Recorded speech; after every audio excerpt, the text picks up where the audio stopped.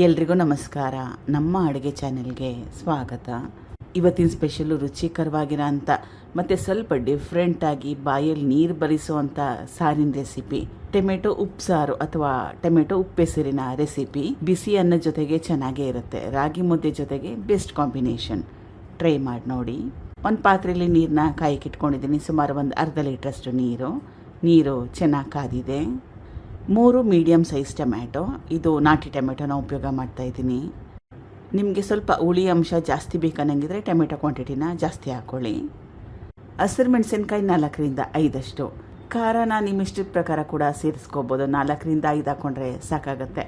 ಇಲ್ಲ ಇನ್ನಷ್ಟು ಸ್ಪೈಸಿಯಾಗಿ ಖಾರವಾಗಿ ಬೇಕನ್ನಂಗಿದ್ರೆ 1-2 ಹಸಿರು ಮೆಣಸಿನ್ಕಾಯಿ, ಇದ್ರ ಜೊತೆಗೆ 1-2 ಒಣಮೆಣಸಿನ್ಕಾಯಿನ ಕೂಡ ಸೇರಿಸ್ಕೋಬೋದು. ಟೊಮೆಟೊ ಹಸಿರು ಮೆಣಸಿನ್ಕಾಯಿನ ಹಾಕ್ಕೊಂಡ್ಮೇಲೆ ಮತ್ತೊಮ್ಮೆ ಸುಮಾರು 1-2ರಿಂದ 3 ನಿಮಿಷ ಚೆನ್ನಾಗಿ ಕುದಿಸ್ಕೋಬೇಕು.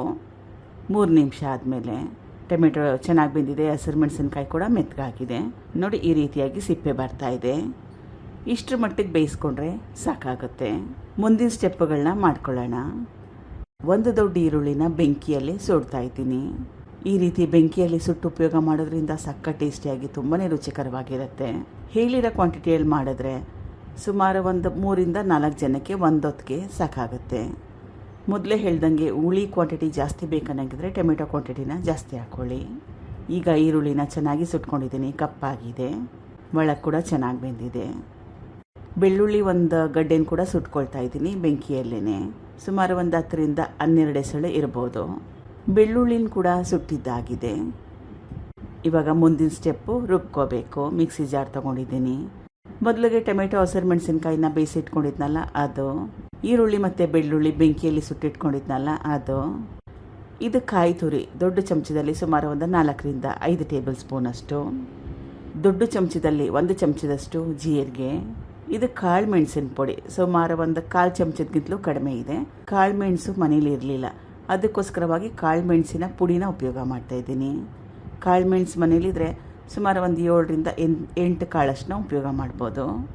1 ಹಿಡಿಯಷ್ಟು ಕೊತ್ತಂಬರಿ ಸೊಪ್ಪು, 1 ಕಪ್ಪಷ್ಟು ನೀರು, ಚೆನ್ನಾಗಿ ನುಣ್ಣಗೆ ರುಬ್ಕೋಬೇಕು. ರುಬ್ಕೊಂಡಿದ್ದಾಗಿದೆ. ಮತ್ತೊಮ್ಮೆ ಬಾಣಲೆ ಇಟ್ಕೊಂಡಿದ್ದೀನಿ. ಗ್ಯಾಸ್ ಸ್ಟವ್ ಐ ಫ್ಲೇಮ್ನಲ್ಲಿ. ಸ್ವಲ್ಪ ಎಣ್ಣೆ, ಸಾಸಿವೆ ಸ್ವಲ್ಪ ಸಣ್ಣ ಚಮಚದಲ್ಲಿ 1 ಚಮಚದಷ್ಟು, ಸಾಸಿವೆ ಚಿಟಪಟ ಅಂದ ನಂತರ ಕರಿಬೇವಿನ ಎಲೆಗಳು ಸುಮಾರು 8ರಿಂದ 10 ರುಬ್ಬಿಟ್ಕೊಂಡಿದ್ನಲ್ಲ ಉಪ್ಸಾರು ಖಾರ ಅದು, ಕನ್ಸಿಸ್ಟೆನ್ಸಿನ ಅಡ್ಜಸ್ಟ್ ಮಾಡಲಿಕ್ಕೆ ನೀರು. ತುಂಬಾ ಜಾಸ್ತಿ ಗಟ್ಟಿಯಾಗಿ ಮಾಡ್ಕೊಳಕ್ಕೆ ಹೋಗಬೇಡಿ, ಚೆನ್ನಾಗಿರಲ್ಲ. ಅಥವಾ ನೋಡಿ ನಿಮ್ಗೆ ಯಾವ ರೀತಿ ಬೇಕು ಅಂತ. ಗಟ್ಟಿಯಾಗಿ ಬೇಕನ್ನಂಗಿದ್ರೆ ನೀರನ್ನ ಕಡಿಮೆ ಹಾಕ್ಕೊಳ್ಳಿ. ಸ್ವಲ್ಪ ತೆಳುವಾಗಿರಲಿ, ಮೀಡಿಯಮ್ ಕನ್ಸಿಸ್ಟೆನ್ಸಿಲಿ ಇರಲಿ ಅನ್ನಂಗಿದ್ರೆ ನೀರನ್ನ ನೋಡಿ ಹಾಕ್ಕೊಳ್ಳಿ. ಕನ್ಸಿಸ್ಟೆನ್ಸಿ ಫೈನಲ್ ಆದಮೇಲೆ ರುಚಿಗೆ ತಕ್ಕಷ್ಟು ಉಪ್ಪು ಹಾಕೊಂಡ್ಮೇಲೆ ಕಲಿಸ್ಕೊಂಡು ಚೆನ್ನಾಗಿ ಕುದಿಸ್ಕೋಬೇಕು.